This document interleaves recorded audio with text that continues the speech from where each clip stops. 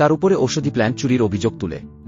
তারা বলে তুমি ওই ঔষধি প্ল্যান্টটি চুরি করে এনেছো, আর ইউনসু তো জোর গলায় বলে তুমি ওই প্ল্যান্টটা চুরি করেছো, ওটা আমাদের ফেরত দাও। ঠিক তখনই আমরা দেখি লিজা চুপি চুপি চম্মর গাড়ির ভেতরে ঢুকে পড়ে।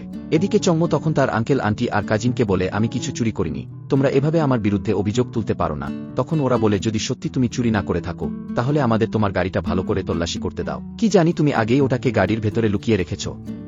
তখন লিজা গাড়ির ভিতরে বসে বলে এরা এখানেও খুঁজবে, তাহলে তো আমি ধরা পড়ে যাব, আমি এখন কোথায় লুকাবো কিছুই বুঝতে পারছি না। এদিকে চম্ম বলে ঠিক আছে খুঁজে দেখতে চাও তো খুঁজে দেখো, কিন্তু যদি আমার গাড়িতে কিছু না পাও তাহলে আমি তোমার হাত ভেঙে দেব। তখন তার কাজিন ভয় পেয়ে যায়, তবে আন্টির কথা অনুযায়ী সে রাজি হয়ে যায়। এরপর সবাই মিলে দ্রুত চম্মর গাড়িতে তল্লাশি শুরু করে। লিজা তখন ভয়ে গাড়ির ডিকিতে গিয়ে লুকিয়ে পড়ে। তখন চম্মর আঙ্কেল বলে তুমি গাড়ির ডিকি খোলো, আমি ডিকিতেও চেক করব, তুমি তো সেখানে ও লুকিয়ে রাখতে পারো। এই কথা শুনে লিজা ভিতরে বসে কাঁপতে থাকে। এরপর তারা ডিকিতেও চেক করে দেখে, কিন্তু লিজা ডিকির এক কোণে সে দিয়ে লুকিয়ে পড়ে, আর শেষ পর্যন্ত ওদের চোখ এড়িয়ে বেঁচে যায়।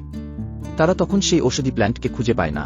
তখন চম্ম বলে দেখলে তো আমার গাড়িতে কিছুই নেই, এখন শর্ত অনুযায়ী আমি ওর হাত ভেঙে দেব।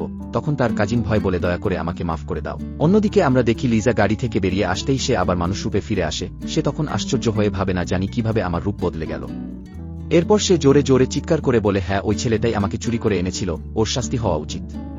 তখন এদিকে দেখা যায় চাম্ম তার অ্যাসিস্ট্যান্টকে বলে ইউনসুর হাত ভেঙে দেয়। এরপর যখন চম্ম গাড়িতে উঠতে যাবে তখন ক্লিনার আন্টির চিল্লানো শুনে সে দাঁড়িয়ে যায়। ক্লিনার আন্টি বলে এই মেয়েটা একটা গাছ থেকে মেয়েতে পরিণত হয়েছে। এই কথা শুনে সবাই হতবাক হয়ে যায় আর লিজার দিকেই তাকিয়ে থাকে। তখন দাদিমা অবাক হয়ে জিজ্ঞেস করেন আমরা কি ঠিক শুনলাম, এই মেয়েটা মানুষ না, এটা একটা গাছের অংশ। সম্পূর্ণ মুভিটি দেখতে চ্যানেলের বায়োতে ইউটিউবের লিংক দেয়া আছে।